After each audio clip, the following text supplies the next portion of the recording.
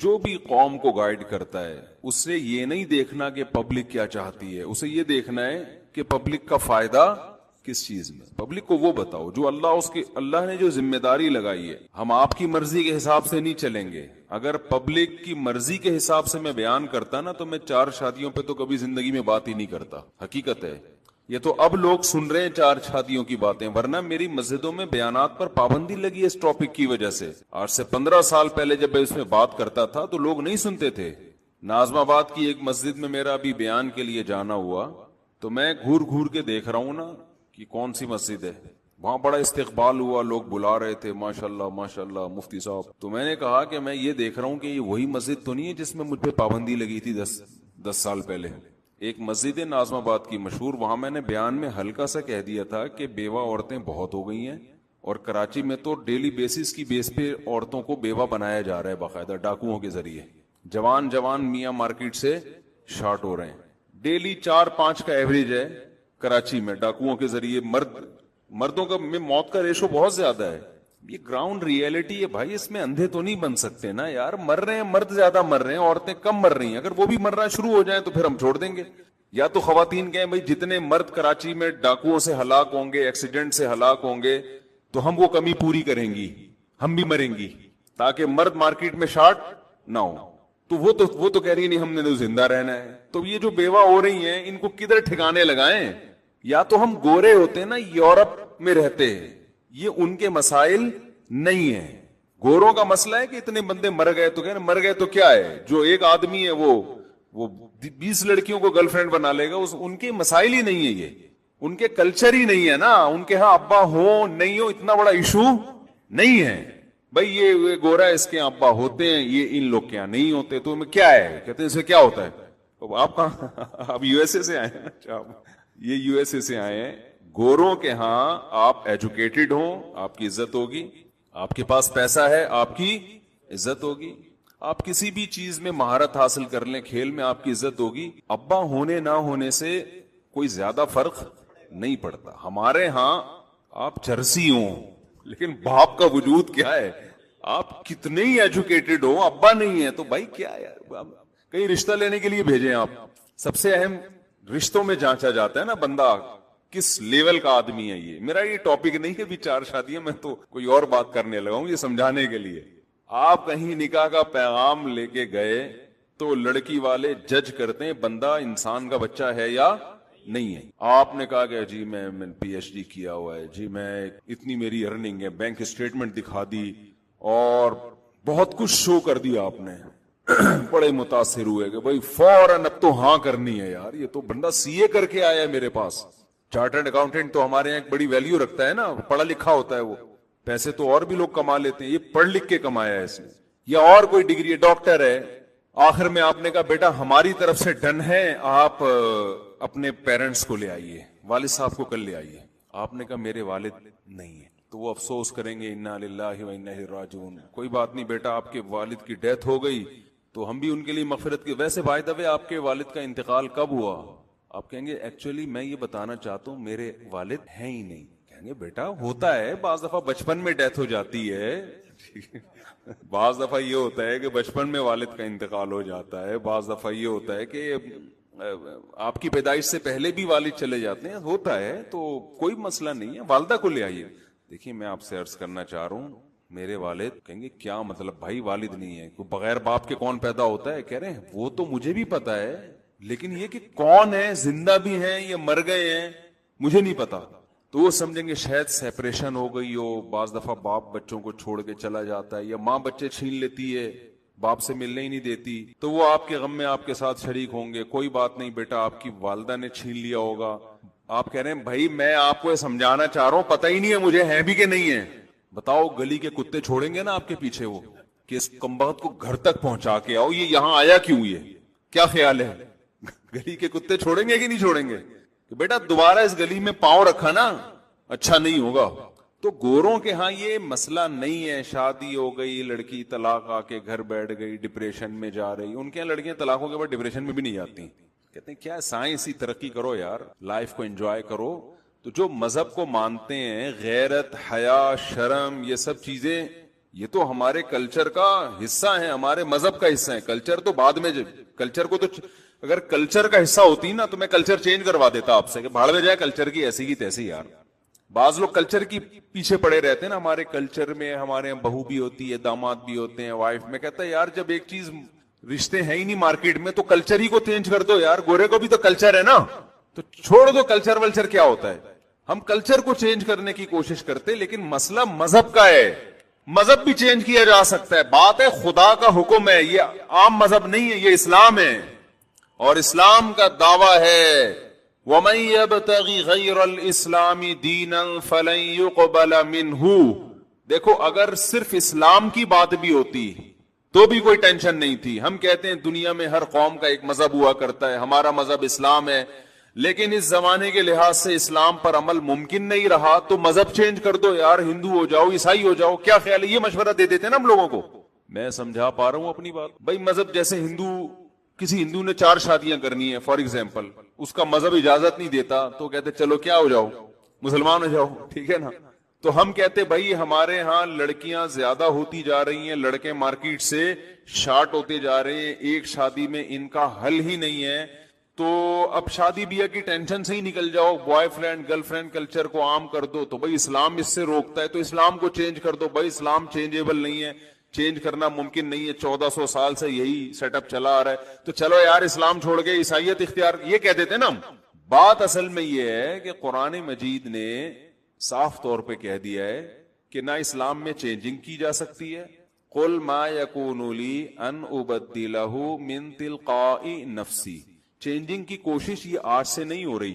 رسول اللہ صلی اللہ علیہ وسلم جب اسلام دنیا میں لائے پوری قوم اسلام کے اگینسٹ تھی, تو ان لوگوں نے یہی کہا کہ آپ چونکہ ہماری قوم کے آدمی ہیں, آپ تو پیچھے ہٹنے کے لیے ایگری ہے نہیں, اور لوگ بھی روز بروز آپ کا ساتھ دیتے چلے جا رہے ہیں, تو کمپرومائز کا راستہ اختیار کر لیتے ہیں. ٹھیک ہے, پہلے دن تو ہماری کوشش یہ تھی کہ آپ بالکل یہ دعوت کا کام چھوڑ دیں, لیکن اگر اس پہ آپ ایگری نہیں ہوتے تو ایک بیچ کا راستہ اختیار کر لیتے ہیں کہ کچھ آپ ہماری مانیں اور کچھ ہم آپ کی مانیں گے.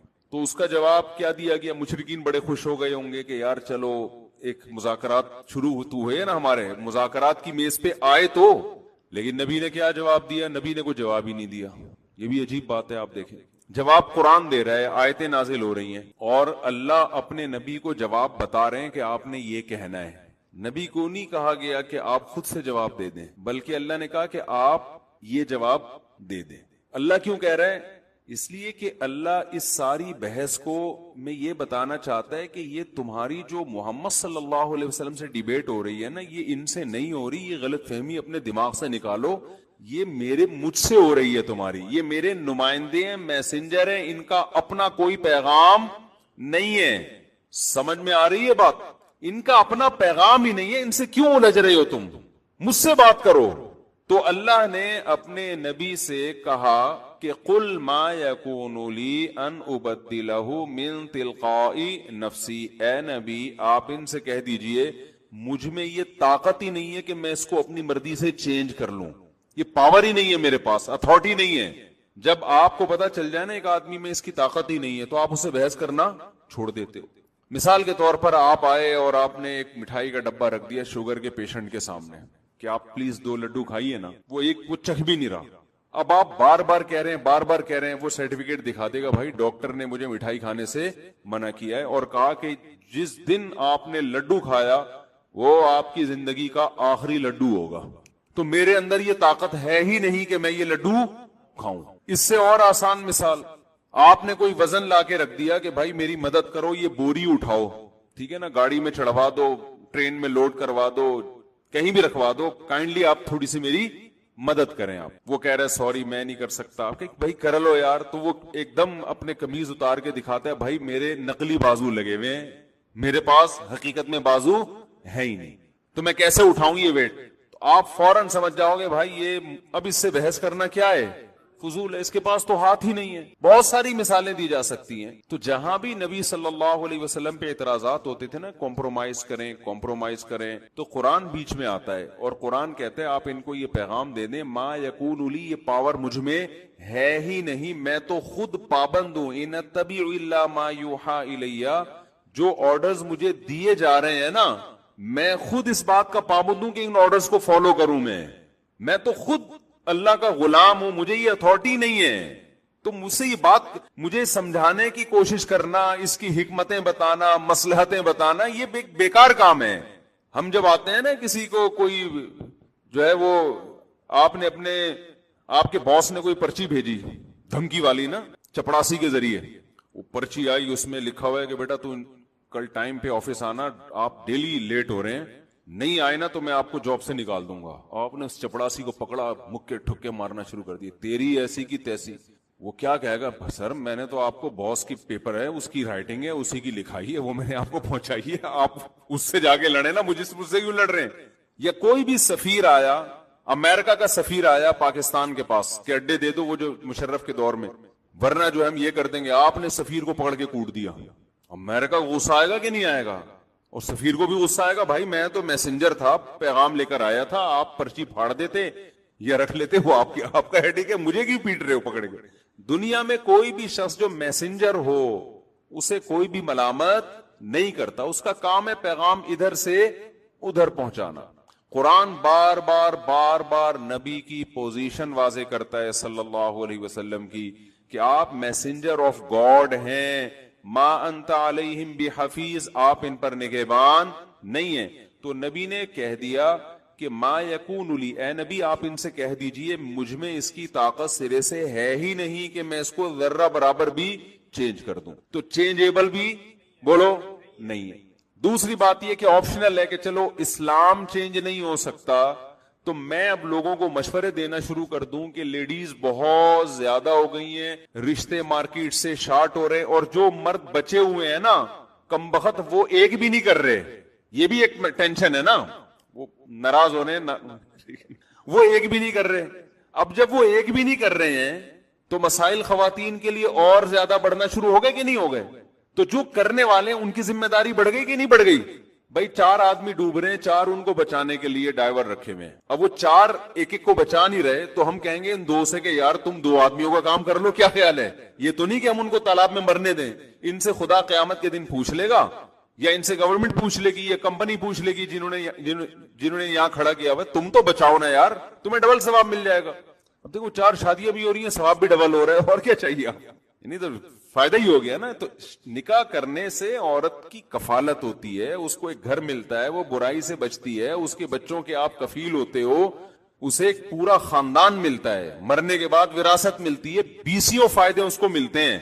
آپ نے اس کو تمام فائدوں سے محروم کر دیا. ایک تو بندے مارکیٹ سے شارٹ، جو بندے مارکیٹ میں اویلیبل ہیں وہ کفالت کرنے کے لیے تیار نہیں. وہ کہہ رہے ہیں پہلے میں مکمل CA جب تک نہیں کر لوں گا، چارٹرڈ اکاؤنٹنٹ نہیں بن جاؤں گا، اس وقت تک میں شادی نہیں کروں گا. اب CA کرنے کے لیے آپ کو پتا ہے ہمارے یہاں کتنے لوگ کرتے ہیں، کتنے اس میں کامیاب ہوتے ہیں. پھر کرنے کے بعد جو میں تو CA والوں سے معذرت کے ساتھ کیا کریں یار، وہ CA والے آئے ہوئے، وہ اتنے مصروف لوگ ہوتے ہیں نا، اتنے ان کا دماغ اس میں چل رہا ہوتا ہے، جو کمپنیوں کے لیے وہ سیٹ اپ بنا کے دے رہے ہوتے ہیں نا، تو اس میں تو ویسے ہی وہ ایک کو نبھانا اس کے لیے مشکل ہوتا ہے. تو بڑے مسائل ہیں. تو میں اس میں کہتا ہوں بھائی جس کو اللہ نے وسائل دیے ہیں، جس کو بھی اسباب دیے ہیں، وہ ذمہ داریاں زیادہ اٹھائے. یہ 2 اور 2 4 کی طرح بات ہے. تو اب میں اصل بات کی طرف آتا ہوں کہ اگر میرے پاس کوئی اور آپشن ہوتا، میں کہتا یار گورے کہ ہاں تو یہ نہیں ہے نا، ایک بھی شادی نہیں ہے، تو وہ بھی تو اچھا کھا پی رہے ہیں نا، تو ہم لوگ بھی وہی سیٹ اپ شروع کر دیں، کیا جا رہا ہے اس میں؟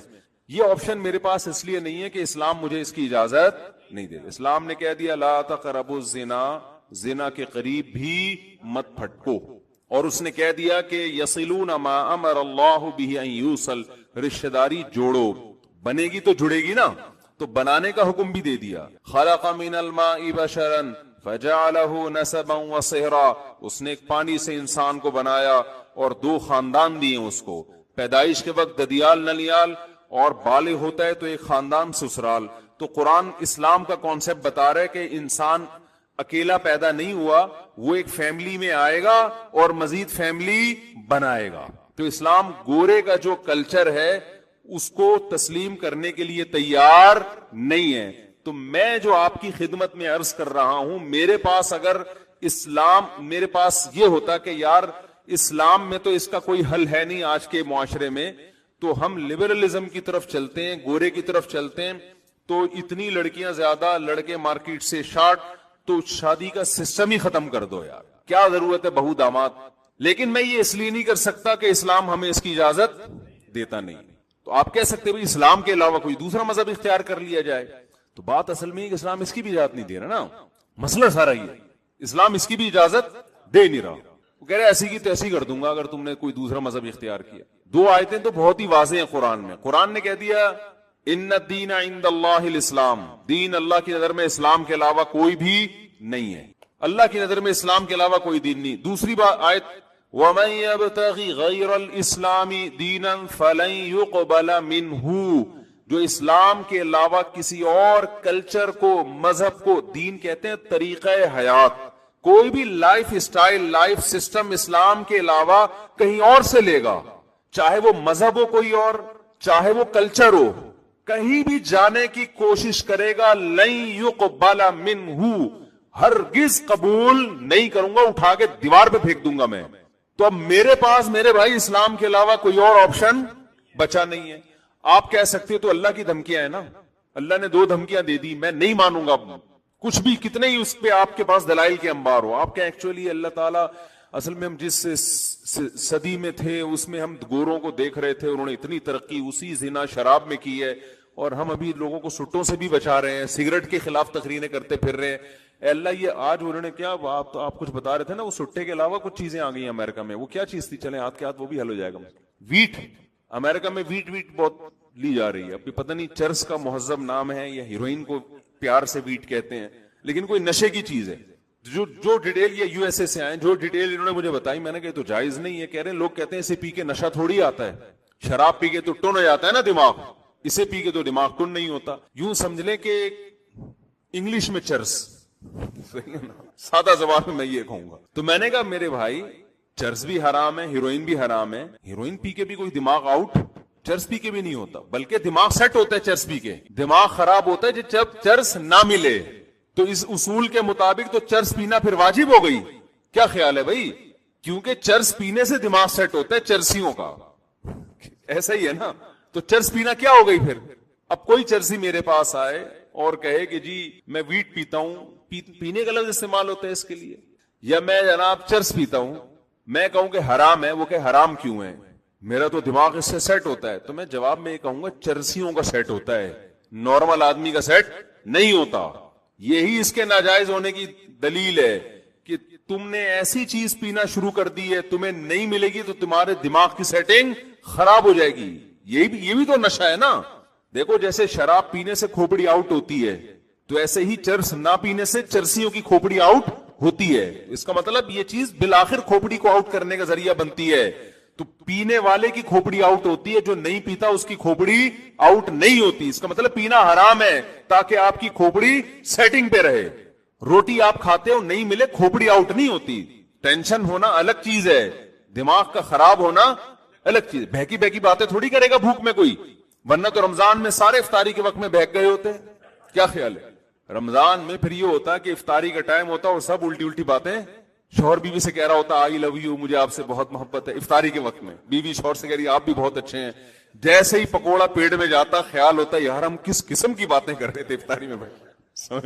لیکن آپ دیکھتے ہیں کہ سحری کے وقت میاں بیوی کی جو کنورزیشن ہوتی ہے, وہی گالیاں, وہی ایک دوسرے کو تانے, وہی الحمدللہ افطاری میں اور زیادہ شروع ہو جاتی ہیں. اس کا مطلب ہے افطاری میں دماغ اور زیادہ کیا ہو جاتا ہے, کام کرنا شروع کر دیتے. پھڈے ہوتے ہیں افطاری میں, ہم نے خود دیکھے ہیں, گلاس سوٹ رہے ہوتے ہیں. اور تو اس کا مطلب بالکل نارمل لائف گزر رہی ہے ان کی. چرسی کے ساتھ ایسا نہیں ہے بھائی.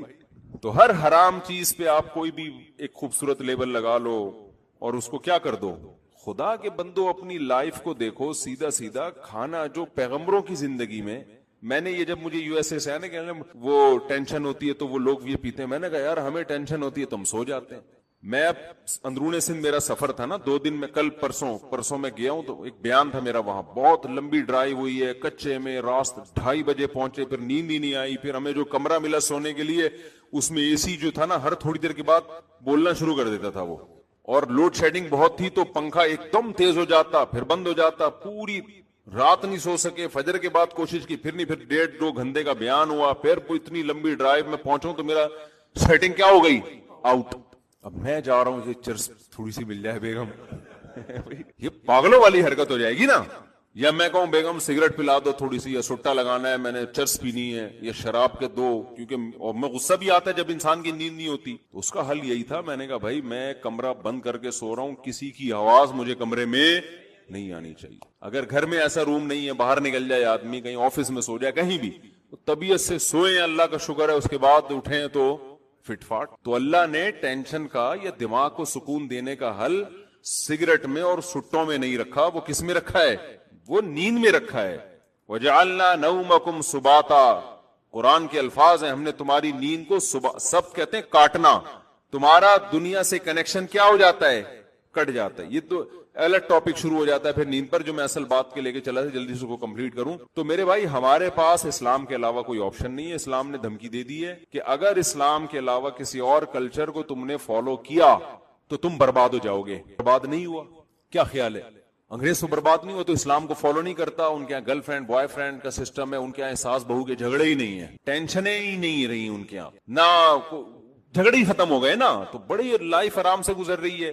تو اللہ نے قرآن میں کہہ دیا کہ پوری آیت ذرا غور سے سنو، وَهُوَ فِي الْآخِرَةِ مِنَ الْخَاسِرِينَ، میں نے دنیا کی بات نہیں کی ہے، میں نے بتایا کہ وہ آخرت میں کیا ہوگا، خسارے والوں میں سے ہوتا۔ دنیا میں بھی خسارے، لیکن بعض دفعہ وہ نظر نہیں آ رہا ہوتا، اس کو ڈیفائن کرنا بڑا مشکل ہو جاتا ہے۔ اس لیے اللہ نے اس آیت میں جو انتہائی اہم آیت تھی، اس میں دنیا کے خسارے کا تذکرہ نہیں کیا۔ کیا مطلب؟ دیکھو دوبارہ آیت پڑھ لیتا ہوں۔ اللہ کہتے ہیں جو اسلام کے علاوہ کسی اور دین کو، مذہب کا لفظ استعمال نہیں کیا قرآن نے جان کر، دین کا مطلب کوئی بھی طریقہ حیات، سسٹم، لائف گزارنے کا ایک سسٹم ہوتا ہے نا، بعض لوگوں کا کوئی سسٹم ہی نہیں ہوتا لائف گزارنے کا، تو وہ بھی ایک سسٹم ہی ہے، سمجھتے ہو کہ میں نے ویسی زندگی گزارنا، یہ بھی ایک کانسیپٹ ہے۔ جیسے لوگ کہتے ہیں نا ہمارا کوئی فرقہ نہیں ہے، تو یہ بھی ایک فرقہ ہی ہے، نہیں یہی بات سمجھ، دنیا میں کوئی پاگل ایسا نہیں جس کا کوئی فرقہ نہ ہو، یہ بھی ایک فرقہ۔ فرقے کا مطلب کیا ہے؟ بہت سارے کانسیپٹ ہیں نا، تو ایک کانسیپٹ یہ بھی ہے۔ تو یہ جو کہتے ہیں نا ہمارا کوئی فرقہ نہیں ہے، ڈرامے بازی ہے، سب کا فرقہ ہوتا ہے، یہ دیکھا جائے گا یہ صحیح فرقہ ہے یا غلط فرقہ ہے۔ آپ کے میرا کوئی نظریہ ہی نہیں ہے، یہ بات غلط ہے، نظریہ ہے آپ کا، یہی ایک نظریہ ہے، فری تھنکر ہونا بھی ایک نظریہ ہے، ایک کانسیپٹ ہے۔ اور کانسیپٹ کی ڈیفینیشن کیا ہے؟ جس پر صحیح یا غلط ہونے کا فیصلہ کیا جا سکے۔ کانسیپٹ کسے کہتے ہیں؟ نظریہ کسے کہتے ہیں؟ جس کو یہ کہا جا سکے کہ یہ صحیح ہے یا غلط۔ اور آسان مثال دیتا ہوں، دیکھو نیوز یا خبر کسے کہتے ہیں پتہ ہے آپ کو؟ خبر کی ڈیفینیشن کیا ہے؟ بہت سارے سینٹنس ہوتے ہیں نا جنہیں ہم کہتے ہیں کہ یہ خبر ہے یا یہ انشاء ہے۔ ہم جب عربی گرامر شروع کرتے ہیں نا تو سب سے پہلی جو بات آتی ہے کہ جب بھی ہم کلام کرتے ہیں نا تو ہمارے کلام کی، ہماری بات چیت کی there are 2 types of کلام۔ ایک قسم یہ ہوتی ہے کہ جس کو خبر کہا جاتا ہے، خبر، انگلش میں نیوز کہتے ہیں۔ ایک قسم وہ ہوتی ہے جو خبر نہیں ہے، جس کو جملہ انشائیہ کہتے ہیں، کوئی چیز آپ ایجاد کر رہے ہیں اس میں۔ مثال کے طور پر میں آپ کو آرڈر دیتا ہوں پانی لے آؤ، یہ خبر نہیں ہے، یہ ایک انشاء ہے، میں اپنی طلب کو کیا کر رہا ہوں؟ ظاہر کر رہا ہوں۔ نکاح میں ایجاب و قبول ہوتا ہے، دولہے سے پوچھا قبول ہے، اس نے کہا قبول ہے، یہ خبر نہیں دے رہا، یہ نکاح کو ایجاد کر رہا ہے۔ جب قبول ہے بولتا ہے تو نکاح عدم سے وجود میں آ جاتا ہے۔ سمجھ میں آ رہی ہے بات؟ یہ خبر نہیں ہے۔ تبھی دولہا جب کہتا ہے نا، اچھا پہلے میں خبر کی ڈیفینیشن بتا دوں۔ خبر کہتے ہیں کہ جب بھی کوئی آپ نے ایسا جملہ کہا جسے یہ کہا جا سکے کہ یہ سچ بول رہا ہے یا یہ کہا جا سکے یہ جھوٹ بول رہا ہے، تو ایسے سینٹنس کو کیا کہتے ہیں؟ خبر۔ سمجھ میں آ رہی ہے بات؟ مثال کے طور پر آپ نے کہا آج میں بھوکا ہوں، ہم کہہ سکتے ہیں جھوٹ بول رہا ہے، ہم یہ بھی کہہ سکتے ہیں سچ بول رہا ہے۔ یہ سینٹنس کیا ہے؟ خبر ہے، کیونکہ اسے خبر سچی بھی ہوتی ہے، کبھی جھوٹی بھی ہوتی ہے، اس کو سچ اور جھوٹ سے تعبیر کیا جا سکتا ہے۔ دولہا نے کہا، میں نے کہا جی آپ کے نکاح میں ہم نے فلاں خاتون کو اتنے مہر میں دیا، آپ کو قبول ہے؟ اس نے کہا قبول ہے۔ میں نے کہا جھوٹ بول رہا ہے سالہ۔ یہ کہہ سکتا ہوں میں ایسے موقع پہ؟ سالے کو تو ویسے بھی نہیں کہہ سکتے اگر وہ خبر بھی کہہ رہا ہوں، دے رہا ہوں۔ وہ کہے گا میں کوئی خبر تھوڑی دے رہا ہوں, آپ نے کہا قبول ہے, میں نے اپنے ایک دل کے اظہار کر دیا کہ ہاں جی مجھے یہ رشتہ قبول ہے. تو اس کو سچا یا جھوٹا نہیں کہا جائے. میں کہتا ہوں جاؤ پانی لے کر آؤ, آپ کہتے ہیں مفتی صاحب صحیح بات نہیں کر رہے. میں بات کر ہی نہیں رہا, میں تو آرڈر دے رہا ہوں. بات, خبر, اس کی ڈیفینیشن کیا ہے؟ کوئی ایسا سینٹینس آپ استعمال کرتے ہیں جس کے بارے میں یہ آدمی کہہ سکتا ہے کہ یہ سچ ہے یا یہ جھوٹ ہے. تو ایسی خبر کو کیا کہا جا سکتا ہے؟ نیوز. قرآن کی خبریں ہیں, ہم کہتے ہیں سچی ہیں, کافر کہتے ہیں جھوٹی ہیں, لیکن ان کو کیا کہا جائے گا؟ یہ قرآن نے خبر دی ہے. سمجھتے ہو بات کو؟ کیونکہ سچا یا جھوٹا کہا جا سکتا ہے. باقی الگ بات ہے کہ کہنا ٹھیک ہے یا نہیں ہے. ہم تو کہیں گے کہ جھوٹی نہیں ہے, یہ سچی خبریں. تو اسی طرح یاد رکھو, کانسیپٹ یا عقیدہ یا نظریہ, اس کی ڈیفینیشن یہ ہے کہ اس کو یہ کہا جا سکے کہ یہ ٹھیک ہے یا یہ غلط ہے. کوئی فری تھنکر ہے کہ کہتا ہے کہ میرا کوئی کانسیپٹ ہی نہیں ہے, نہ میں اسلام کو صحیح کہتا ہوں, نہ میں اسلام کو غلط کہتا ہوں, نہ میں عیسائیت کو صحیح کہتا ہوں, نہ میں عیسائیت کو غلط کہتا ہوں, نہ میں اس کا قائل ہوں کہ خدا ہے, نہ میں اس کا قائل ہوں کہ خدا نہیں ہے. میں تمام تھنکنگ سے فری ہو کے زندگی گزار رہا ہوں, لہذا میرا کوئی کانسیپٹ نہیں ہے. ہم کہیں گے تیرا یہی کانسیپٹ ہے. کیوں؟ اس لیے کہ یہ کانسیپٹ ٹھیک نہیں ہے. آپ فری تھنکر ہو کے زندگی گزارتے ہو نا, تو اس پر قرآن کہتا ہے آپ کو جہنم کی آگ میں ڈالوں گا, آپ کو خدا پر ایمان لانا پڑے گا. تو اللہ عذاب کیوں دے رہا ہے؟ اس لیے کہ آپ نے غلط نظریہ رکھا. تو اس کو قرآن غلط سے تعبیر کر رہا ہے کہ نہیں کر رہا؟ تو یہ جو کہتے ہیں نا ہمارا کوئی فرقہ نہیں ہے, ٹوپی ڈرامہ کر رہے ہوتے ہیں. یہ فرقہ آپ بنا رہے ہو. یوں کہو کہ یہ جو موجودہ فرقوں میں سے نہیں ہے, میں ایک نیا فرقہ مارکیٹ میں لانچ کر رہا ہوں. آپ یوں کہو کہ ایک نئی چیز آ رہی ہے. یہ نہیں کہو میرا کوئی فرقہ ہی نہیں ہے, ٹوپی ڈرامہ ہے. سمجھتے ہو گے نہیں سمجھتے؟ تو جب بھی دو کانسیپٹ ہوں گے تو تیسرا کانسیپٹ تیسرا فرقہ ہی کہلائے گا. آپ کہہ سکتے ہو صحابہ کے دور میں تو کوئی فرقہ نہیں تھا, اس لیے کہ صحابہ کے دور میں اسلام کے اندر کوئی دوسرا کانسیپٹ تھا نہیں, ایک ہی کانسیپٹ تھا. جب دوسرا آ گیا تو پھر یا تو دوسرا صحیح ہے یا پہلا صحیح ہے. تو پہلے کو بھی فرقہ کہا جائے گا, دوسرے کو بھی. یہی وجہ ہے کہ حدیث میں جو آتا ہے کہ میری امت میں 73 فرقے ہوں گے, 72 جہنمی, 1 جنتی. تو وہ جنتی کو بھی نبی نے فرقے سے ہی تعبیر کیا ہے. 73 فرقے ہوں گے, ان میں 72 جہنمی, تو جو ایک بچے گا وہ ان 73 میں آ گیا نا. تو ان 73 کو نبی نے کیا کہا ہے؟ فرقہ کہا ہے. تو اب کوئی کہتا ہے میرا کوئی فرقہ ہی نہیں ہے, اس کا مطلب ان 73 فرقوں میں تم تو آ ہی نہیں رہے. کیا خیال ہے بھائی؟ تو یہ آج کل نئے نئے فرقے بن رہے ہیں. جماعت المسلمین آئے تھے, انہوں نے کہا یہ سب فرقہ واری غلط, ہمارا کوئی فرقہ نہیں. میں نے کہا یہی ان کے 2 نمبر ہونے کی علامت ہے, یہی ان کے غلط ہونے کی علامت ہے کہ اسلام میں تو 73 فرقے ہوں گے, کوئی فرقہ ہی نہیں ہے. تو میں یہ عرض کر رہا تھا کہ قرآن نے ہمیں آپشن اگر دیا ہوتا نا, ہاں میں یہ عرض کر رہا تھا کہ قرآن نے کیا کہا کہ بھائی مجھے بھی کہا, آپ کو بھی کہا کہ یار چلو سوسائٹی کی اصلاح کے لیے جب ہمارے ہاں اتنی زیادہ لیڈیز کو ٹھکانے لگانا ممکن نہیں, تو ٹھکانے لگانے کی فکر ہی چھوڑ دو, بلکہ ان کو بتاؤ اصل مسئلہ ہمارا ایجوکیشن ہے. جیسے کہ لبرل لوگ بات کر رہے ہوتے ہیں, لبرل کبھی آپ میڈیکل کالج میں شادی کے فضائل نہیں سنیں گے. میڈیکل کالج میں آپ ایڈمیشن لیں گے تو وہاں آپ کو فضائل ہوں گے, بھئی جراثیم آج کل بہت پھیل رہے ہیں, ڈینگی سے کیسے بچا جا سکتا ہے, اور ہمیں یہ کرنا چاہیے. اسکولوں میں اسپرے کے فضائل سنائے جا رہے ہیں نا, کہ کیونکہ صحت تو معاشرے میں, سوسائٹی میں صحت تو سب کو چاہیے. آپ اگر کسی بزنس یونیورسٹی میں بزنس پڑھنے کے لیے چلے جائیں, IBA وغیرہ یونیورسٹی میں, تو آپ کو بزنس پڑھایا جا رہا ہوگا بھائی دیکھو ایسے مارکیٹنگ ہوتی ہے اور اس طرح سے پیسے کمائے جاؤ. تو میں شادی وادی کا ٹاپک آئے گا ان میں ٹاپک. آپ USA PhD کرنے کے لیے چلیں, شادی وادی کا ہاں ان کی ایک, اگر آپ وہ پڑھ رہے ہیں یعنی سوشل سائنس پڑھ رہے ہیں, تو اس میں ایک چھوٹا سا حاشیے میں کہیں چیپٹر ہوگا کہ ونس اپون اے ٹائم لوگوں میں یہ تھا کہ میاں بیوی بن کے رہا کرتے تھے, تو اس کا معاشرے میں یہ فائدہ تھا. ایک بہت کوئی ویلیو نہیں ہے اس کی. ہو سکتا ہے جو ٹیچر یہ پڑھا رہا ہو وہ خود ان میرڈ ہو 70 سال کی عمر میں بھی. تو یہ ٹاپک مذہب کا ہے, یہ ٹاپک آپ کے یونیورسٹیوں کو پروفیسروں کا نہیں ہے. تو یہ مذہب کا ٹاپک ہے, اس لیے ہمیں بتانا پڑتا ہے. اب سوسائٹی کی اصلاح کے لیے ہم جب یہ بات کرتے ہیں تو میرے پاس اسلام کے علاوہ کوئی آپشن نہیں ہے, اس کی میں نے وجہ آپ کو بتا دی. دوسرا, اسلام کیا کہتا ہے کہ اگر اسلام کو فالو نہیں کرو گے, سوال پیدا ہوتا ہے بھئی اسلام ہی کو ہم کیوں فالو کریں, ہوتا ہے نا سوال. تو اس کا قرآن نے جواب دے دیا کہ بھئی مسئلہ سارا یہ ہے کہ وَمَن يَبْتَغِ غَيْرَ الْإِسْلَامِ دِينًا, اسلام کے علاوہ کسی اور چیز کو دین بناؤ گے, آخرت میں بیڑا غرق کر دوں گا میں تمہارا. آخرت میں کیا کر دوں گا؟ بیڑا غرق. ایسا چھوٹا موٹا بیڑا بھی غرق نہیں ہوگا, النار وعدها اللہ الذین کفروا، آگ ہے جس کا میں نے ان لوگوں سے وعدہ کر رکھا ہے جو اسلام کو فالو نہیں کرتے۔ تو اب میرے بھائی اگر گورا بہت ترقی بھی کر لینا اسلام سے ہٹ کے، تو میری نظر میں اس ترقی کی کوئی ویلیو بچی نہیں۔ ہاں جب بچے گی جب میں اللہ کی ان دھمکیوں کو سیاسی دھمکیاں سمجھوں، یا مجھے اللہ کے ہونے میں ہی شک و شبہ شروع ہو جائے، یا مجھے اس قرآن کے ہونے میں کہ پتہ نہیں اللہ کا کلام ہے بھی یا نہیں ہے، یہاں اگر مجھے شک پیدا ہو گیا، پھر میں کہوں گا یار ایک چیز جو میں نے اپنی آنکھوں سے دیکھی نہیں ہے، نہ جنت دیکھی نہ جہنم دیکھی، نہ میں نے اللہ کو دیکھا نہ میں نے اللہ کے رسول کو دیکھا، تو میں خامخواہ میں ہوائی باتوں کی بیس پہ معاذ اللہ میں کیوں اتنا بڑا کام کرنا شروع کر دوں جس کے یقینی فائدے کا نہ مجھے علم ہے، اور نہ جو دھمکیاں وہ قرآن لگا رہا ہے اس کے بھی یقینی خطرات مجھے نہیں ہیں۔ یہ ایک معقول سوال بظاہر بنتا ہے۔ سمجھ میں آ رہی بات کی نہیں آ رہی؟ اس کی ایک مثال ایسے، ہندو اپنے پنڈت جی کے پاس آیا، پنڈت جی نے کہا یہ کرو یوں کرو، اتنے پیسے فلان مندر میں دے دو، اتنے کروڑ وہاں دے دو، آخرت میں جو جنت کو کیا کہتے ہیں وہ لوگ جو بھی کہتے ہیں، بہرحال گناہ کو پونا کہتے ہیں نا، پونا، گناہ کو پونا کہتے ہیں، پنیا، اب گناہ کو کیا بولتے ہیں؟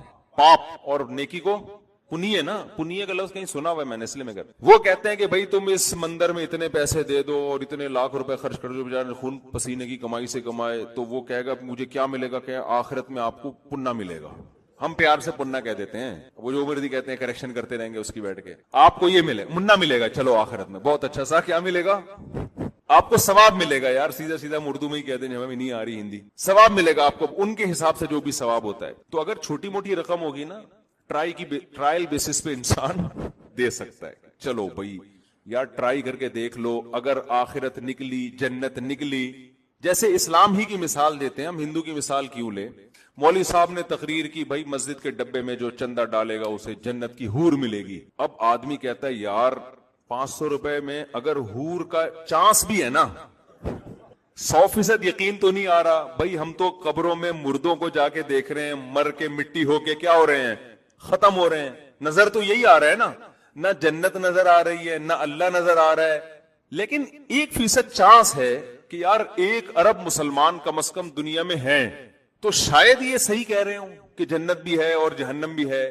تو 500 روپے میں میرا خیال ہے 500 روپے کا رسک لینا کوئی اتنا گھاٹے کا سودا نہیں ہے، ڈال دیتے ہیں، شاید اگر سچی مچی میں سب کچھ نکلا، ورنہ 500 روپے ضائع ہی ہو جائیں گے نا۔ کیا خیال ہے بھائی؟ آج کل زیادہ تر مسلمان نا اسی بیس پہ چل رہے ہوتے ہیں، نماز نہیں پڑھتے، جمعے کے دن نہا دھو کے ٹوپی پہن کے آ جائیں گے، یار شاید قبر وہ سچی مچی نکلے تو ہم کم از کم جمعے کی نماز تو پیش کر سکیں گے نا، اے اللہ ہم بھی۔ وہ ایک بڑے کوئی مشہور آدمی تھے، ان کا انتقال ہو گیا، تو کیا ہوا کہ ہمارے مدرسے کے طلبہ بیٹھ کے باتیں کر رہے، کوئی کہہ رہا برے آدمی تھے، کوئی کہہ رہا بہت اچھے آدمی تھے، ایسے جب لوگوں کی موت کے بعد تبصرے ہوتے ہیں۔ ایک طالب تھا ہمارا، بڑا مزاحیہ سا نا، اس نے کہا نہیں بہت اچھے آدمی تھے، پکے مسلمان تھے۔ کہنے ہم نے کہا تمہارے پیاس کا، کہہ رہے ایک دن میں نے ان کو ٹوپی پہنے ہوئے دیکھا تھا، یعنی وہ مذہبی گھرانے سے ان کا تعلق تھا۔ اس کی دلیل کیا تھی؟ ایک دن میں نے دیکھا ٹوپی شلوار میں، شلوار قمیض اور ٹوپی پہن کے گھوم رہے تھے۔ ہم نے کہا یار یہ کیا، یہ کون سی دلیل ہوئی؟ لیکن بہرحال بھائی ایک جو بہت زیادہ لبرلزم کی طرف چلے جاتے ہیں تو ایک دفعہ بھی شلوار قمیض اور ٹوپی تو پہنتے ہی نہیں نا، بال خراب ہونے کا ڈر ہوتا ہے ان کو۔ تو اب مسئلہ کیا ہے کہ اگر 100% یقین نہیں ہوتا تو آدمی ٹرائی کر لیتا ہے کہ 500 روپے میں حور کا چانس لینے میں کوئی حرج نہیں۔ لیکن یہی مولوی صاحب اگر آپ سے کہیں کہ 5 کروڑ روپے اس ڈبے میں ڈال دو اور گارنٹی سے کہتا ہوں کہ تمہیں 70 حوریں ملیں گی، آدمی کہتا ہے مولوی صاحب 70 کیا 70,000 بھی ہونا، 5 کروڑ کی رقم میں دھو پہ لگانے نہیں ملی تو کیا ہوگا؟ کیا خیال ہے؟ کیا خیال ہے بھائی؟ نہیں ملی تو کیا ہوگا؟ تو چوڑے میں آ جائیں گے۔ 5 کروڑ یہاں والی جو ہے وہ بھاگ جائے گی ہماری، جو اپنی حور ہے، جب سارے پیسے اس کو پتا چلیں گے نا حور کی بھیٹ چڑھا دی ہے اس نے، تو یہاں والی کیا ہوگی؟ وہ بھاگ جائے گی۔ بڑی قربانی انسان ناممکن ہے جب تک اپنی آنکھوں سے یہی منظر 70 حوریں لا کے اس کے سامنے کھڑی کر دی جائیں اور کہے 5 کروڑ روپے دے اور یہ 70 حوریں لے جا، پھر گن پوائنٹ پہ نا لوگوں سے چھین کے 5 کروڑ روپے کا انتظام کرے گا۔ سمجھ میں آ رہی ہے بات کہ نہیں آ رہی؟ تو اب میں اس سوال کو دوبارہ لے کر آتا ہوں کہ بھائی میرے پاس اگر یہ آپشن ہوتا کہ میں اسلام کو خدا نخواستہ چھوڑ دیتا تو اسلام مجھے یہ آپشن دے نہیں رہا. وہ کہہ رہا ہے آخرت میں تمہارا کیا ہوگا؟ بے تحاشا نقصان. بلکہ اسلام تو مجھے کہہ رہا ہے کہ اگر کبھی موقع ملے اللہ کے راہ میں لڑنے کا اور جہاد تم پہ فرض ہو جائے تو جان بھی دینی پڑی تو آپ کو جان دینی پڑے گی. غزوہ تبوک میں ہوا نا جہاد فرض عین ہوا. بہت سارے صحابہ جنہوں نے بڑی بڑی قربانیاں دی تھیں. غزوہ احد میں قربانیاں تھیں, غزوہ بدر میں ان کی قربانیاں, پھر فتح مکہ میں وہ شریک تھے, غزوہ خندق میں انہوں نے پیٹ پہ پتھر باندھے, بھوک پیاس برداشت کی, اپنے گھروں کو قربان کر دیا. حضرت ابو سعید خدری رضی اللہ تعالی عنہ 10 سال کے نبی کی خدمت میں آئے. یا رسول اللہ, میرے باپ بھی احد میں شہید ہو گئے, میرا بھائی بھی احد میں شہید ہو گیا, گھر میں کمانے والا کوئی بھی نہیں ہے, آپ ہمارے ساتھ تعاون کریں. بتاؤ میرے پاس اگر کوئی آتا, میں کہتا یار اس آدمی نے میرے لیے اتنی بڑی قربانی دی ہے کہ باپ بھی شہید کروا دیا, بھائی بھی, اور گھر میں اب کوئی کمانے والا نہیں ہے, میں بے تحاشا چندے کا اعلان کرتا کہ نہیں کرتا کہ یار یہ تو میرا خاص وفادار آدمی ہے. نبی نے اعلان نہیں کیا. نبی نے کیا فرمایا؟ من یستعفف یعفہ اللہ, جو اپنے دامن کو مخلوق کے سامنے ہاتھ پھیلانے سے پاک رکھنا چاہتا ہے نا, چاہتا ہے اللہ بھی ہمیشہ اس کے دامن کو مخلوق سے پاک. ہاتھ کس کے ساتھ سامنے پھیلا رہا ہے؟ پیغمبر کے. لیکن پیغمبر اپنے آپ کو بھی مخلوق کی فہرست میں لا رہے ہیں, خالق کی فہرست میں نہیں لا رہے. پیغمبر سے بڑا کوئی ہو سکتا ہے؟ لیکن نبی کیا کہہ رہے ہیں؟ میں بھی تو مخلوق ہوں. اچھا جو کمزور ایمان والے لوگ تھے ان کو نبی نے چندہ کر کے دیا, جن کا خیال تھا نا کہ یہ پکے ایمان والے, ان کو نہیں دیا. حالانکہ وہ تو زیادہ اپنے ہیں, جو اپنے تھے ان کو پیسے دینے سے منع کر دیا. نہیں بھائی, ان کی عادت خراب نہیں ہونی چاہیے. نبی سے بھی نہ مانگے کبھی, اور صراحتاً منع نہیں کیا کہ مت مانگو, اشارے سے منع کیا ہے.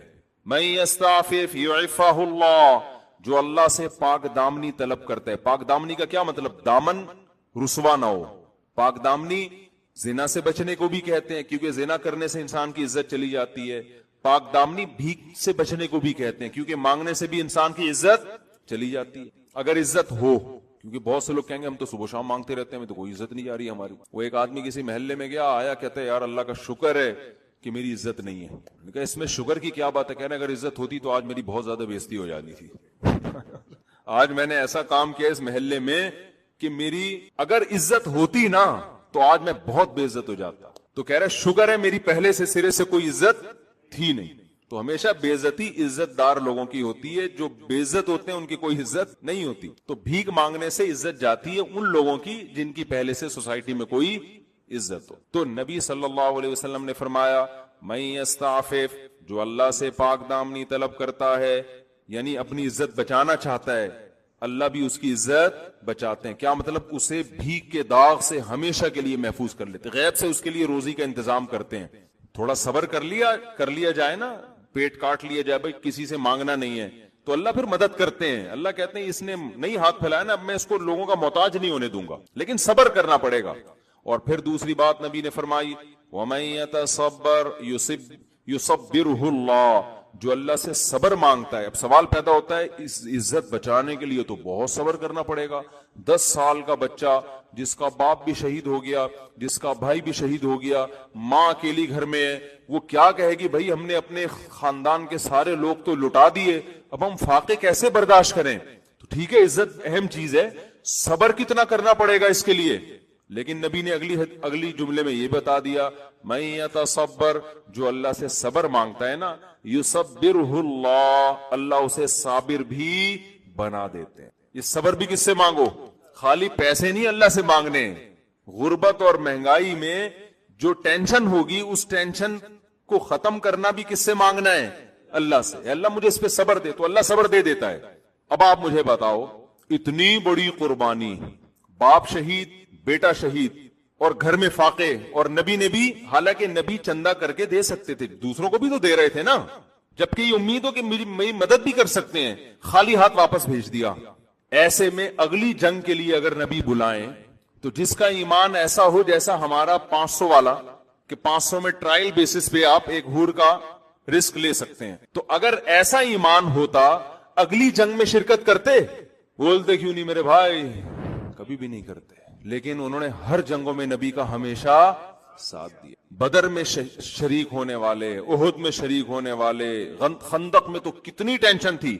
اب آپ دیکھو اسلام کو اپنے دعوے کی سچائی کا یقین کتنا ہے کہ اسلام بھی کوئی لچک نہیں دکھا رہا.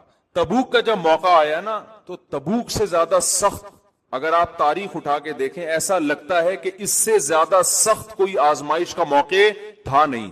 احد میں بھی لڑائی بڑی سخت ہوئی ہے, لیکن وہ تو لڑنے کے بعد پتا چلا نا کہ سخت ہوئی ہے, پہلے تھوڑی پتا تھا.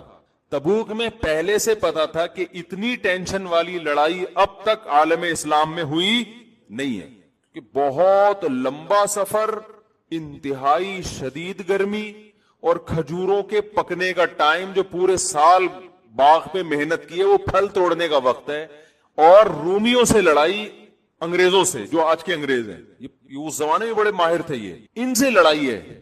اتنا لمبا گرمیوں کا. آج آپ ذرا جائیں نا مکہ سے یا مدینہ سے تبوک کا سفر کریں بائی روڈ, آپ کو ہوش ٹھکانے آ جائیں گے. اور وہاں تفریح کے لیے نہیں جا سکتا آج انسان, بائی روڈ سفر کرے دماغ سے, لڑنے کے لیے جا رہے ہیں. تو ایسے موقع پہ جو لوگ نہیں جا رہے نا, ان کو جہنم کی وعیدیں سنائی جا رہی ہیں. سمجھ میں آ رہی ہے بات؟ وہ یہ کہہ سکتے تھے کہ ہم تو بدر میں آپ کے ساتھ تھے, احد میں آپ کے ساتھ تھے, لیکن قرآن کیا کہہ رہا ہے؟ انفروا خفافا وثقالا, ہلکے ہو یا بوجھل ہو تمہیں اللہ کی راہ میں نکلنا پڑے گا. کیوں پڑے گا؟ یہ آپشنل نہیں ہے کہ جاؤ یا نہیں جاؤ. وجہ کیا ہے کہ دشمن بہت طاقتور ہے اور تم کم ہو. اگر یہ کم لوگوں میں مزید کچھ گھر میں بیٹھ گئے باغ کا بہانہ بنا کے یا کوئی بھی مسئلہ, تو اسلام کمزور پڑ جائے گا, اور تمہاری ذمہ داری ہے اسلام کو بچانا. لہذا یہاں جہاد فرض عین ہے, ہر شخص پہ ایسے فرض ہے جیسے ہر شخص پہ رمضان کا روزہ فرض, ہر شخص پہ نماز فرض ہے, بالکل اسی طرح تم میں سے ہر شخص کو کرنا پڑے گا. بعض دفعہ جہاد آپشنل ہوتا ہے, ایک فرض کفایہ جسے کہتے ہیں, کہ آپ کی فوج اگر بارڈر سنبھال کے بیٹھی ہوئی ہے تو آپ پہ لڑنا لازم نہیں, لیکن بعض دفعہ ہر ایک پر فرض ہو جاتا ہے. تو تبوک کے موقع پر یہ وہ موقع تھا جس میں جہاد تمام صحابہ پہ فرض عین ہو گیا تھا, اور ایسے موقع میں موت کا بھی خطرہ تھا. سمجھ میں آ رہی ہے بات؟ قرآن نے کہہ دیا کہ جو پیچھے رہے گا اس کے لیے جہنم کی وعید ہے. کیونکہ منافقین بہت ٹینشن میں آ گئے, وہ کہنے لگے اتنی شدید گرمی میں ہم کیسے نکلیں گے, ایک دوسرے کو ڈی موٹیویٹ کرنے لگے. لا تنفروا فی الحر, گرمی میں مت نکلو. قرآن نے کہا قل نار جہنم اشد حرا, ان سے کہہ دیجئے جہنم کی آگ اس سے بھی زیادہ سخت ہے. دو آپشن ہے, یا تو یہ گرمی برداشت کر لو یا جہنم کی آگ کی گرمی. تو صحابہ میں میجورٹی نے, 3 صحابہ پیچھے رہ گئے تھے, لیکن پھر انہوں نے توبہ کی, اللہ نے ان کی توبہ قبول کی, ان کی سزا بھی بہت سخت دی گئی ان کو. باقی سارے صحابہ کیا ہوا, میدان میں نکل پڑے. اس وقت وہ کہہ سکتے تھے کہ بھائی یہ جہنم کی وعیدیں کس بیس پہ سنائی جا رہی ہیں. نہیں آ رہی بات سمجھ میں؟ یہ ایسے ہے, اس مثال کو اب میں یوں سمجھاتا ہوں. امام صاحب نے کہا 500 روپے میں حور, سب ٹرائی کر لیں گے بھائی شاید حور مل جائے. امام صاحب نے کہا 5 کروڑ میں حور ملے گی, کوئی 1 روپیہ دینے کے لیے بھی تیار نہیں ہوگا. لیکن امام صاحب نے یہ کہا الٹا کر لو اس کو. امام صاحب نے کہا جو 5 کروڑ نہیں دے گا اس کو حور تو ویسے بھی نہیں ملے گی, جہنم میں جائے گا وہ. امام صاحب کو پکڑ کے کوڑ دو گے کہ نہیں کوڑ دو گے آپ؟ کہ یار 5 کروڑ روپے کی قربانی ہم سے لے رہے ہو, اور آپ چلو پہلے تو حوروں کی لالچ دی, ہم نے کہا یار چھوڑو پتہ نہیں ملے گی کہ نہیں ملے گی, لیکن اب آپ الٹا وعیدیں سنا رہے ہو کہ نہیں دیے تو کہاں جہنم میں جاؤ گے اور سزا ملے گی, اور پولیس والے باہر کھڑے کر دیے جو پیسے نہ دے اس کو پکڑ کے لے جاؤ. ایسے موقع پہ آپ کیا کرو گے؟ الٹا امام صاحب کو پکڑ کے کوٹ دو گے. اگر نہیں کوٹ رہے اور 5-5 کروڑ دے رہے ہو, اس کا مطلب آپ کو امام کے صحیح ہونے کا 100% سے بھی زیادہ یقین ہے. سمجھتے ہو؟ پیغمبر صلی اللہ علیہ وسلم نے جب یہ کہا, قرآن کی آیتیں نازل ہوئیں, انفروا خفافا وثقالا وجاہدوا باموالکم وانفسکم فی سبیل اللہ. تبوک میں تم ہلکے ہو یا بوجھل تمہیں نکلنا پڑے گا. نار جہنم اشد حرا, جہنم کی آگ اس مدینہ کی گرمی سے زیادہ سخت ہے. سارے کے سارے صحابہ ایسا نکلے ہیں کہ بعض صحابہ ایسے تھے جو نبی کے پاس آئے, نبی نے عرض کی, نبی نے فرمایا کہ میرے پاس کوئی سواری نہیں ہے میں تمہیں بٹھاؤں, نہ کوئی پیسے ہیں کہ تمہارے لیے کوئی سواری کا میں انتظام کروں, تم واپس چلے جاؤ. قرآن کہتا ہے تولوا واعینہم تفیض من الدم, روتے روتے واپس گئے ہیں کہ اتنا بہترین موقع خدا کو راضی کرنے کا ہم سے مس ہو رہا ہے. نہیں یہی بات سمجھ میں. اس کی مثال وہ اصل میں حور کے بغیر سمجھ میں ہی نہیں آتی بات. یہ ایسے ہے جیسے 5 کروڑ روپے امام صاحب نے کہا آپ کو دوں گا, آپ مجھے دو, اس میں حور ملے گی, نہیں دیے تو کٹ لگے گی ٹائٹ والی, تو ہم تو دیں گے ہی نہیں نا. ہمیں کیا پتا سچ بول رہے ہو. لیکن ہمارے ایمان کا لیول کیا ہوگا کہ ہم 10 کروڑ لے کر آئیں اور امام کہہ رہے ہو کہ چونکہ ڈبہ بھر گیا مزید پیسے نہیں, اور ہم روتے ہوئے واپس جا رہے ہوں کہ یار اتنا بڑا آپشن کیا ہو رہا ہے, ضائع ہو رہا ہے. یا تو یہ امام اتنا بڑا 2 نمبر ہے معاذ اللہ کہ اس نے ایسے چاپلوسی والی باتیں کر کے اور ایسے گھما پھرا کے لوگوں کو الو بنا دیا ہے, یا خدا کی قسم یہ سچا ہے اور اس کے پاس اتنے زبردست دلائل ہیں اپنے سچے ہونے کے. کیونکہ اگر یہ 2 نمبر ہوتا ہے نا تو قوم کے جاہل اور بالکل ہی مینٹل لیول جن کا کسی کام کا نا وہ اس سے متاثر ہوتے, جیسے پھونکو والی سرکار سے ہوئے متاثر. پھونکو والی ایک سرکار آئی ہوئی ہے مارکیٹ میں, ان کی پتہ نہیں پھونکیں ختم ہی نہیں ہو رہی ہیں. ایک پھونکو والی سرکار مارکیٹ میں آئی ہوئی ہے, فیس بک پہ لکھیں پھونک مار مار کے. میں پہلے سے ریسرچ کر رہا تھا اتنی پھونکے بندے کے پاس آئی کہاں سے ہے نا, مسلسل پھونکے مار رہے ہیں. اب پتہ چلا کہ وہ ہدیے جو نذرانے آتے ہیں نا انہی سے پھونک بھر رہی ہے. ایک گیس کا سلنڈر میں جو گیس بھر رہی ہے, کیونکہ اتنی پھونک نکل نہیں رہی ہے جتنی ہدیے اور نذرانے کے ذریعے پھونک آ رہی ہے. تو یہ روحانی عامل جو ہوتے ہیں نا, یہ اتنی, ہم تو 2-4 دفعہ پھونک لگائیں دم کرنے کے لیے, ہم کہتے ہیں بھائی ہمارے پاس ٹائم ختم ہو گیا, پھونک بھی ختم ہو رہی ہے ہماری, ٹھیک ہے نا. لیکن جب نذرانے آنا, ایک پھونک پہ اتنے پیسے مل رہے ہو آپ کے, تو پھر انسان گیس کا سلنڈر بن جاتا ہے. خیر, تو رسول اللہ صلی اللہ علیہ وسلم کے پاس کیا موٹیویشن تھی کہ غیب کی بات ہے, نہ جنت صحابہ نے دیکھی اور نہ جہنم, لیکن جن کو تبوک میں واپس کیا جا رہا ہے اعینہم تفیض من الدم, رو نہیں رہے, بے تحاشا رو رہے ہیں. اللہ یجدوا ما ينفقون, کہ ان کے پاس پیسے نہیں ہے, سواری نہیں ہے جس میں بیٹھ کے وہ تبوک میں جائیں. اور جن لوگوں پر اثر ہوا ہے وہ ابو بکر, عمر, عثمان, علی جیسے لوگ ہیں جنہوں نے لاکھوں مربع میل علاقوں پر حکومت کی ہے. اس کا مطلب وہ قوم کے ذہین ترین لوگ تھے, قوم کے ذہین ترین لوگ تھے. تو یہ صاف اس بات کی علامت ہے کہ جس کی موٹیویشن پہ جا رہے تھے نا, جس نے جنت کا کہہ دیا اور یقین کر لیا, اس شخصیت نے اپنے سچے ہونے کے دلائل کے ان کے سامنے اتنے انبار لگا دیے تھے کہ یہ وہ امام ہے جو 5 کروڑ پہ وعید بھی سنا رہا ہے, تو جس کے پیسے وصول نہیں کیے جا رہے وہ روتا ہوا واپس جا رہا ہے. سمجھ میں میرا خیال ہے نہیں آ رہی آپ لوگوں, یہ جھوٹے نبی کے ساتھ ایسا ہو نہیں سکتا. سمجھ رہے ہو؟ تو وجہ کیا ہے کہ صحابہ نے آپ کے معجزے دیکھے, آپ کی سیرت دیکھی, ان کو یقین تھا کہ یہ غلط نہیں کہہ رہے ہیں. تو میں یہ عرض کر رہا ہوں کہ بھائی اگر یہ آپشنل ہوتا, اللہ مجھے کہتا کہ آپ اسلام کے علاوہ کسی اور کلچر کو فی الحال لے لو, دیکھو گورے اتنا کامیاب ہو گئے, وہ نکاح کا سسٹم, ایک شادی بھی نہیں ہے, تم 4 کی بات کر رہے ہو, بچے زیادہ پیدا کرو, 2 بچے ہی اچھے والا وہاں سے لے لو, بچے زیادہ پیدا کرنے سے غربت آئے گی, آتی واتی نہیں, ایک لوگوں نے مثال وہ مشہور کیا ہوا ہے. تو میں اسلام کے علاوہ کسی اور چیز کو لے لیتا, کسی بھی طریقہ حیات کو, اگر اسلام پرمیشن دیتا تو میں ضرور لیتا. اسلام پرمیشن بھی نہیں دے رہا بلکہ دھمکیاں لگا رہا ہے, کسی اور طرف کھسکنے کی کوشش کی تو شدید نقصان ہوگا. اے اللہ کدھر نقصان ہو رہا ہے؟ وہ آدمی نہ نماز پڑھتا ہے, نہ روزے رکھتا ہے, نہ زکوٰۃ دیتا ہے, اور وہ تو اسلام کو فالو نہیں کرتا, وہ تو ترقی کر رہا ہے. اللہ نے کہا پوری آیت سن لو, فی الآخرۃ من الخاسرین, وہ دنیا کی بات نہیں ہم کر رہے, کہاں نقصان ہوگا اس کو؟ آخرت میں بیڑا غرق ہو جائے گا, اور چھوٹا موٹا بیڑا غرق بھی نہیں ہوگا. ہم کہیں اللہ یہاں بھی تو بیڑا غرق ہو رہا ہے نا, تو اللہ کہے یہ کچھ بھی نہیں ہے, آخرت میں آگ ہے جہنم کی جس میں ڈالوں گا. تو اگر میرے بھائی ہمیں اسلام کی ان باتوں پہ شک ہوتا تو ہم چھوٹی موٹی قربانی دے دیتے, زیادہ بڑی قربانی دینے کے لیے تیار نہ ہوتے. کیا خیال ہے؟ ہم تھوڑی سی آپ کی مان لیتے, تھوڑی سی کچھ کیا کرنا چاہتے تھے وہ, میں ابھی وہ تو اس ٹاپک پر آیا ہی نہیں نا, کہ ہم بھی کچھ ربیع الاول میں کچھ تھوڑا بہت کر لیتے, تھوڑا سا لک آ جاتا, تھوڑا سا. یہ پبلک کی ڈیمانڈ ہے بھئی تھوڑا سا پورا جلوس نہیں نکالتے, ایک لڈو تو کھلا دو کم از کم ربیع الاول میں. ہمارا مذہب ہمیں لڈو کھلانے کی بھی اجازت, اسلام نہیں دے رہا اجازت. اسلام کہہ رہے ربیع الاول میں ایک حلوہ, ایک ٹافی بھی اس نیت سے کھانے کی اجازت نہیں ہے کہ ربیع الاول ہے, کیونکہ جو تہوار منانا ہے نا, سیلیبریٹ کرنا ہے, اس کے لیے ہمارے پاس 2 ہی دن ہیں, تیسرا کوئی دن اللہ نے ہمیں نہیں دیا. تیسرا دن نہیں دیا. لنا عیدان, ہمارے 2 تہوار ہیں, عید الفطر عید الاضحیٰ, تیسرا دیا نہیں ہے اللہ نے ہمیں. اللہ سے آپ پرمیشن لے لیں یار, ہم آپ سے زیادہ ربیع الاول منائیں گے. یہاں سے جلوس لے کے نکلوں گا میں انشاءاللہ, میرے تو اپنا جلوس بہت ہے. اور کیا, ہمارے تو ماشاءاللہ 3 گھر ہیں یار, آدھی گلی تو ہمارے ہی جلوس سے ہوگی. اور کیا, محرم میں ہر وقت بس کربلا کربلا کربلا کربلا, اس کو ایک علامت بنا دیا ہے. کربلا ایک تاریخی واقعہ ہے جس میں 2 رائے نہیں ہو سکتی. سیدنا حسین ابن علی پر بہت بڑا ظلم ہوا ہے, اس میں 2 رائے نہیں ہے.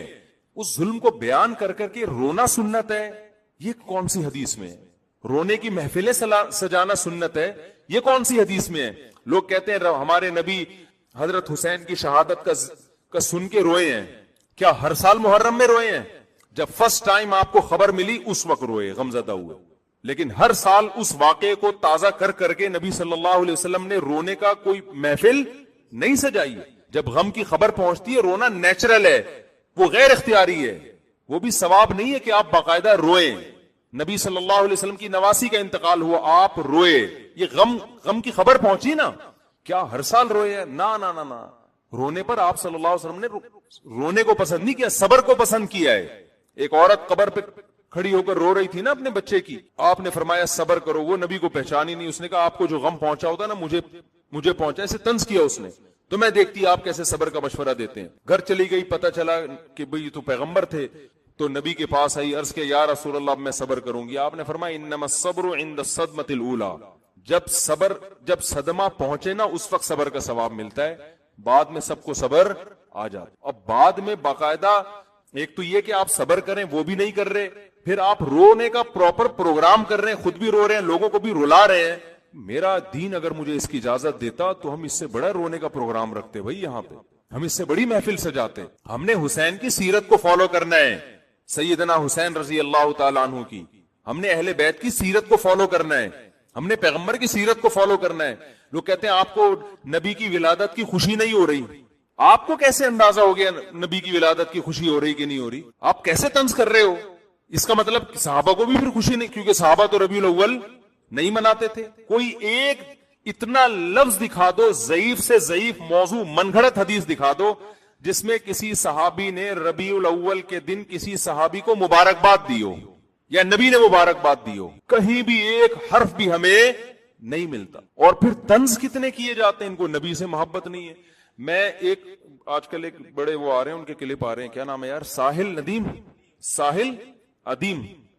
ادیب, ایک ینگ سے ہیں, بڑے ینگسٹر میں کا ساحل ندیم نام ہے, رے کے ساتھ ہے ساحل ہے نا, رے تو جادوگر ہو جائے گا. ساحل ندیم صاحب ہیں, آج کل ان کے بڑے کلپ آ رہے ہوتے ہیں. تو میں کبھی کبھار دیکھتا ہوں نا واٹس ایپ اور فیس بک کو, دیکھتا ہوں کہ اس لیے سے نہیں دیکھتا کہ دلچسپی, وہ اس لیے کہ پتہ چلے کہ مارکیٹ میں ہو کیا رہا ہے, تھوڑا سا اپڈیٹ رہنے کے لیے. تو اس میں ہر طرح کی چیزیں سن رہا ہوتا ہوں میں, کبھی کوئی شیعہ کی تقریر آ رہی ہوتی ہے وہ سن رہا ہوتا ہوں, کبھی ہری پگڑی والوں کی تقریر, پتہ چلتا ہے مارکیٹ میں ہو کیا رہا ہے. عجیب, فیس بک کی دنیا بھی بڑی عجیب ہے. ایک طرف آ رہی ہوگی, ایک فیس بک پہ نا کلپ آ رہا ہوگا, سائنسدان جا رہے ہیں ادھر, وہ نا اوپر سے چھلانگ لگا رہے ہیں, کوئی چاند پہ جا رہا ہے, کوئی خلائی سیارے چھوڑ رہے ہیں.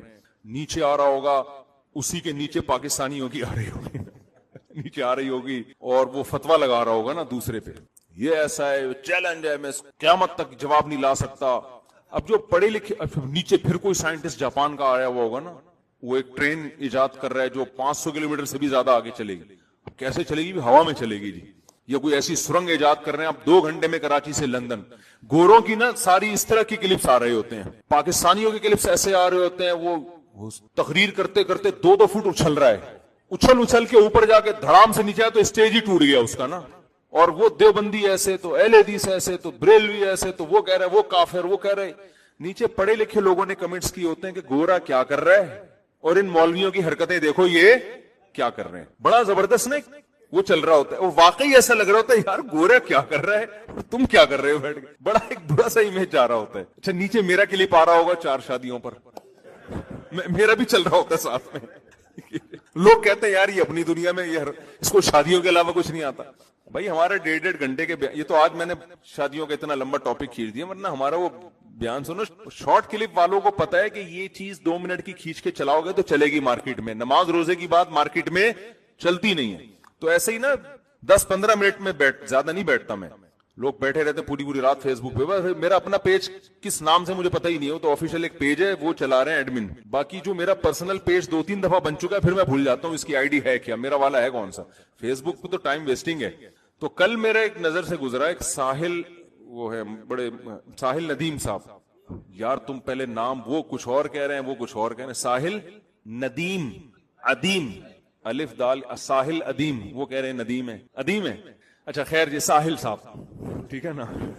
वो कहीं क्लास में ना कोई लेक्चर ले रहे हैं, तो असल में उसका वो नाम ऐसा अट्रैक्टिव था, तो वो बाज दफा लेबल इतना अट्रैक्टिव होता है आदमी कहता है इसको तो देख लो। उसमें ये था कि आपकी क्लास ज्यादा अहम है या नमाज ज्यादा अहम है, ये सवाल।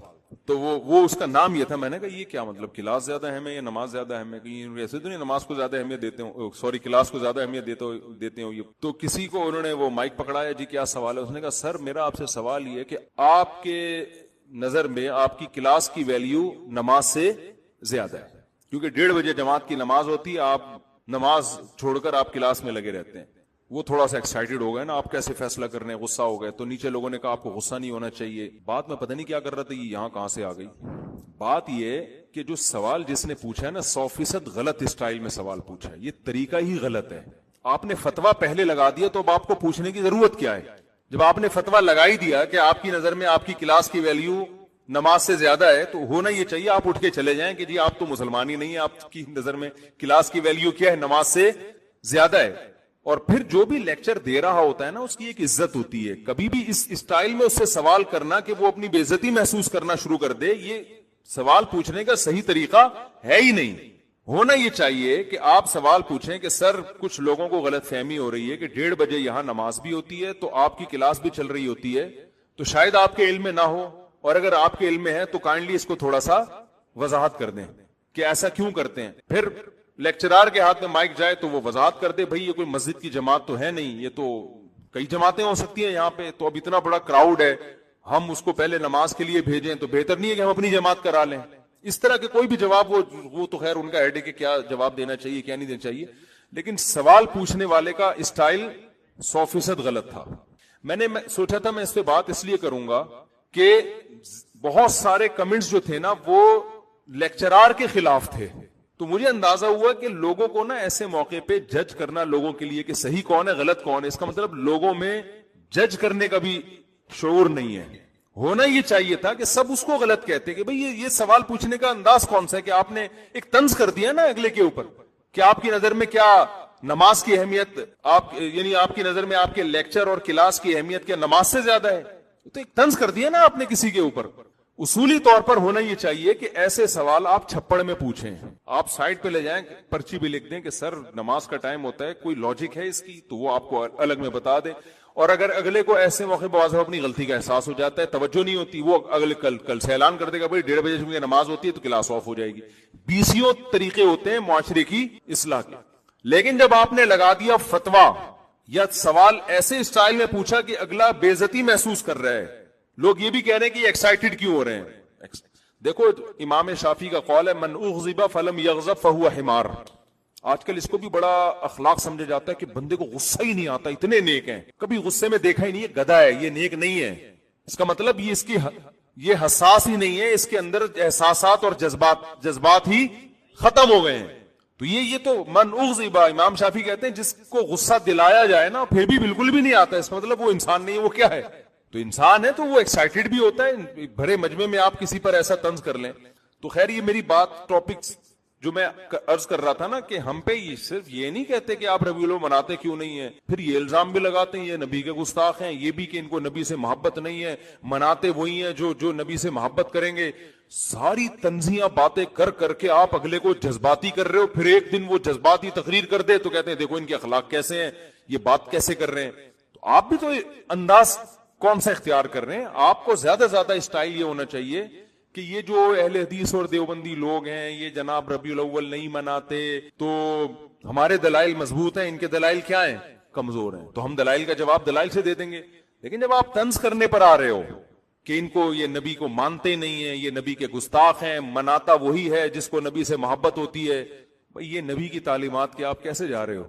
ये स्टाइल ही नबी की तालीमात का नहीं है, नबी का ये अंदाज नहीं कि आप तंज करना शुरू कर दें।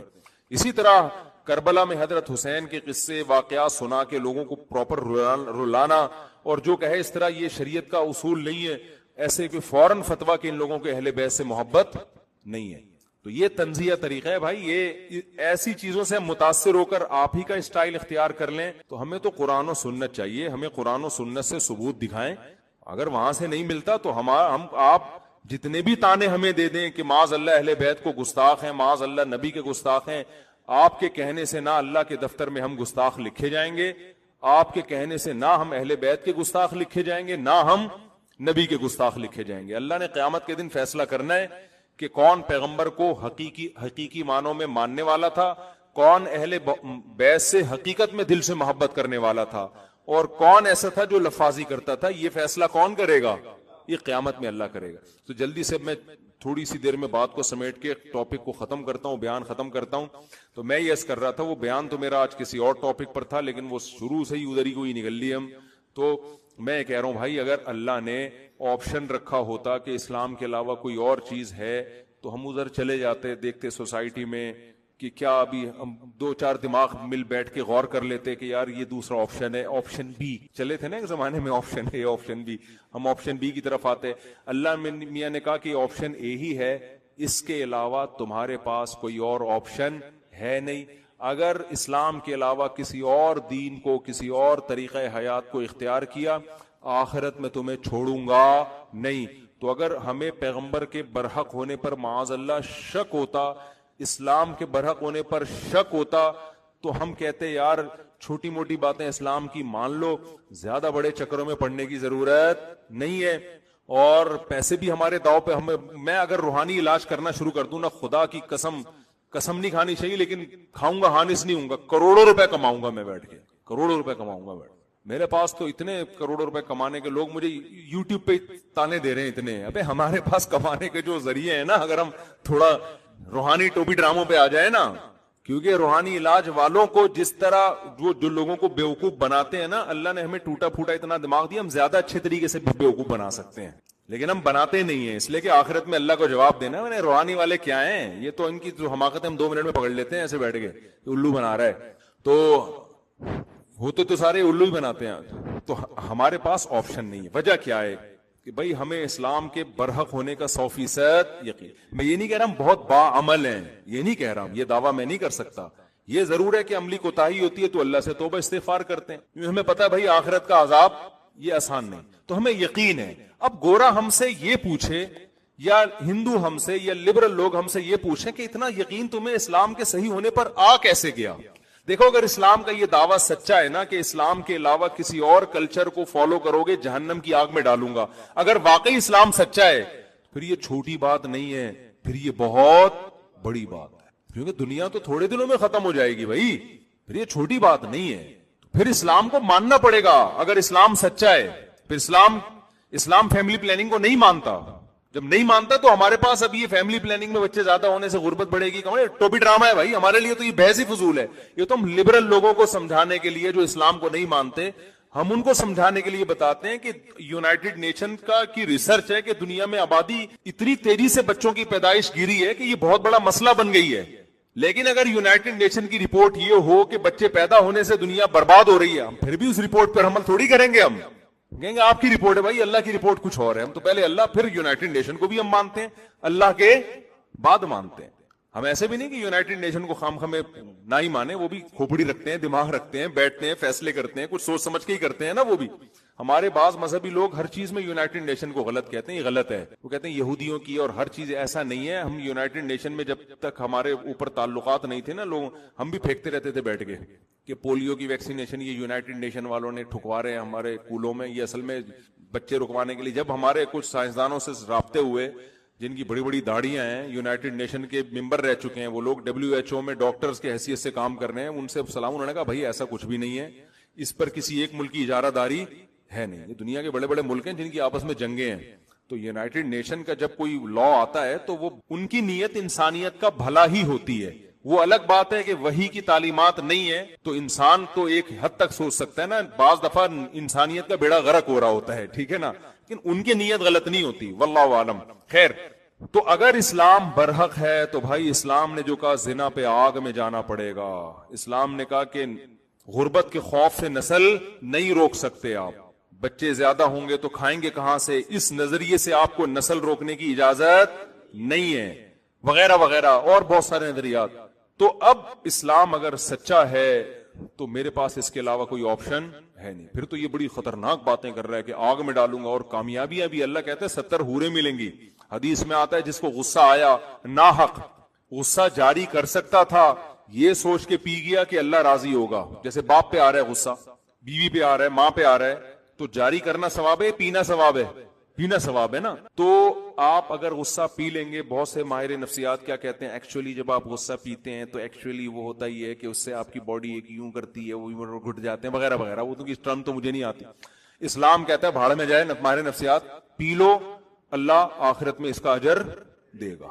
سمجھ میں آ رہی ہے بات؟ ماہر نفسیات ایسے کہتے بھی نہیں, لیکن اگر کوئی کہہ رہا ہو, ماہر نفسیات بھی بعض دفعہ بیان سننے تو کہہ رہے ہیں یار ہماری واٹ لگاتے رہتے ہو بلا وجہ, تو وہ جو بھی کہتے رہے, بالفرض اگر کسی کو مشورہ دے رہے ہو کہ پینے سے ایکچولی یہ ہوتا ہے اور نکال دو تو انسان ٹھنڈا ہو جاتا ہے, پھر لوگ نکالنے کے لیے ہر آدمی کا نکالنے کا اسٹائل یہ نہیں دیکھ رہے ہوتے کہ غصہ نکالے گا یہ تو ٹھنڈا ہو جائے گا, اگلا گرم ہو جائے گا. پھر کتنے لوگوں نے اپنے ڈپریشن کے علاج میں دوسروں کو ڈپریشن کا مریض بنا دیا ہے. جیسے ایک ماہر نفسیات کی تقریر تھی, میں نے خود سنی, بڑے مشہور ڈاکٹر ہیں, نام نہیں لوں گا. انہوں نے, ان سے کسی نے پوچھا دوسری شادی کے نتیجے میں کیا ہوتا ہے, اس نے پھر بڑی ایک منطق کہ ایکچولی جب آپ سیکنڈ میرج کرتے ہیں تو فرسٹ وائف پہ آپ کے ڈپریشن کی کیفیت طاری ہوتی ہے, اس کا ٹرسٹ آپ پہ ختم ہو جاتا ہے. آج کل ایک بڑا مسئلہ یہ ہے کہ چھوٹی سی بات کو اصطلاحات کے ذریعے ایسے سمجھایا جاتا ہے جیسے اگلا کہتا ہے یار کو بہت ہی بڑی پہنچی ہوئی فلم ہے. آج میں سن رہا تھا اس کے فضائل نا, کوئی نیوٹریشنسٹ کیا ہوتے ہیں یار, وہ نیوٹریشن ہوتے ہیں نا, وہ جو غذاؤں کے فضائل بیان کر رہے ہوتے ہیں, بہت ان میں بہت سے ہمارے ملک میں بڑے بڑے پھینکو بھی ہوتے ہیں, یہ کھا لو تو یہ ہو جائے گا. تو وہ سہاجنا کے فضائل بیان کر رہے تھے. یہ سہاجنا نہیں ہے یہ جو درخت ہے بڑا مشہور, ہمارے یہاں بھی لگا ہوا ہے, میں نے 6 درخت لگائے وہ تقریریں سن کے, لیکن مجھے شروع سے لگ رہا تھا یار یہ کوئی پھینکو ہے کوئی بہت بڑا نا. سہاجنا کے پتے کی آپ ویڈیو دیکھیں, آپ کہو گے یار دنیا میں کچھ کھانے کی ضرورت نہیں ہے. ان پتوں کے ایسے فضائل سنے آپ لوگوں نے.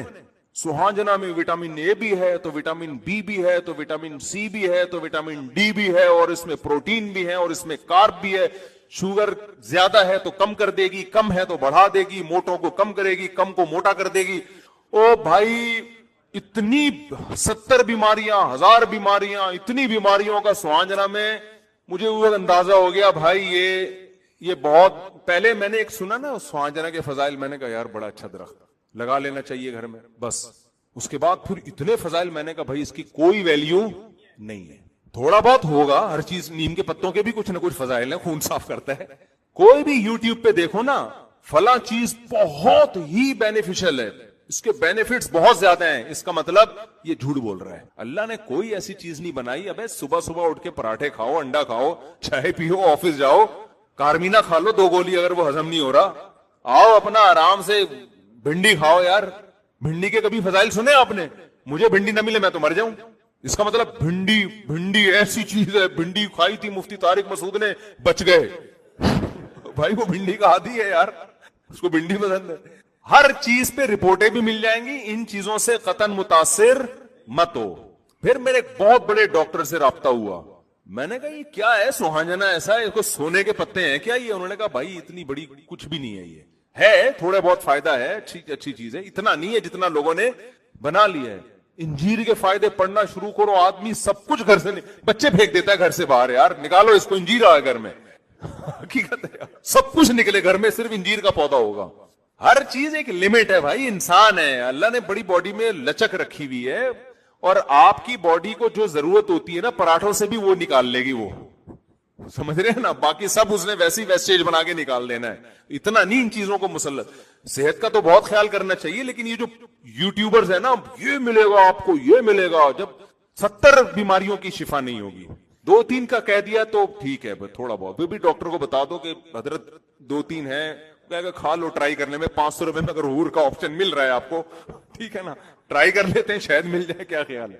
یار کہاں سے کہاں چلا گیا میں، بات پتہ نہیں گیا، میں بس واقعی 4-5 منٹ میں نا بات ختم کر رہا ہوں، میرے مہمان بھی بیٹھے ہوئے بھی غصہ ہو رہے ہوں گے، تو بات یہ کہاں سے کہاں